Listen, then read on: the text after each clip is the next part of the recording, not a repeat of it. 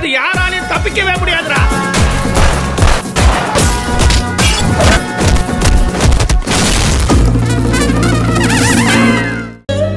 ஏன்னா என்ன நேசிக்கிற ஒரு பொண்ணோட நான் வாழ்ந்துகிட்டு இருக்கேன்.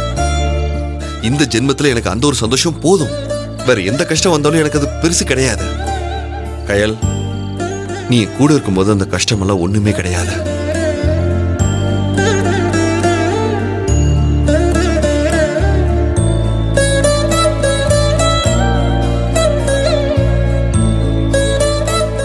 உங்க பெரியம்மா சொன்னதுக்கு நான் ஏன் ஃபீல் பண்ணணும்?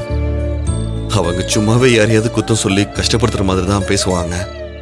அவங்கள பத்தி தான் எனக்கு தெரியுமே. அப்புறம் எப்படி அவங்க சொன்னதுக்கெல்லாம் நான் ஃபீல் பண்ணுவேன்னு நீ நினைக்கிற?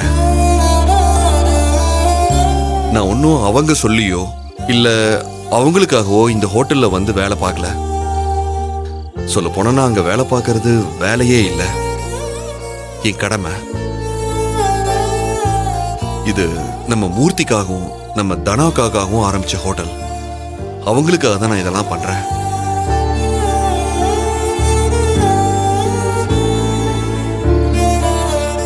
என் வாழ்க்கையில எனக்கு இருந்த சொத்து அந்தஸ்து நான் எப்பவோ தூக்கி எறிஞ்சிட்டு வந்துட்டேன்.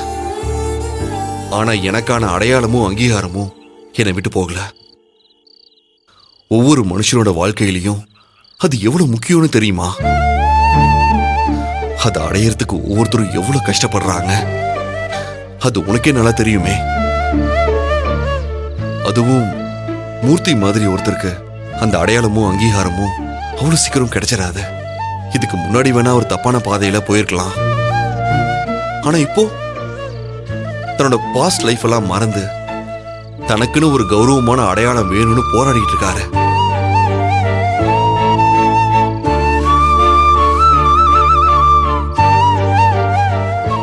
என் புருஷன் குடிகாரம் இல்ல, பொறுப்பில்லாதவர் இல்ல. அவருக்கு இந்த சமுதாயத்துல 4 பேர் மதிக்கக்கூடிய இடத்துக்கு வரதுக்கான தகுதி இருக்கு. அவரை எல்லாரும் மதிக்கணுங்கிறதுக்காக ஒரு மனைவிய ஆசைப்படுற தனம் அக்காவுக்காக அவங்க ஆசையை நிறைவேற்றணுங்கிறதுக்காக தான் நாம் இந்த ஹோட்டலையே ஆரம்பிச்சோம். அப்படி இருக்கும்போது உங்க பெரியம்மா சொன்னதை வச்சுக்கிட்டு நான் அந்த ஹோட்டல்ல இருந்து ஒதுக்கிட்டா இவ்வளவு நாளா நான் பண்ணதுக்கெல்லாம் அர்த்தமே இல்லாம போயிடுமே.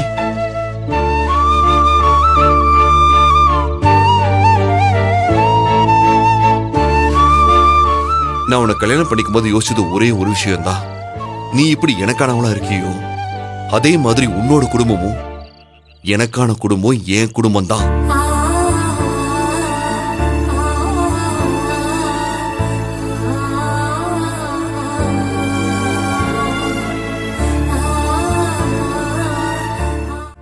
அந்த குடும்பத்துல இருக்க யாருக்காவது ஏதாச்சும் ஒரு பிரச்சனை வந்தாலும் நான் தான் மொத ஆளா வந்து நிப்பேன். அதே மாதிரி அவங்களுக்கு ஒரு நல்லது நடந்துச்சுன்னா அதை நினைச்சு சந்தோஷப்படுற மொத ஆளும் நானா தான் இருப்பேன்.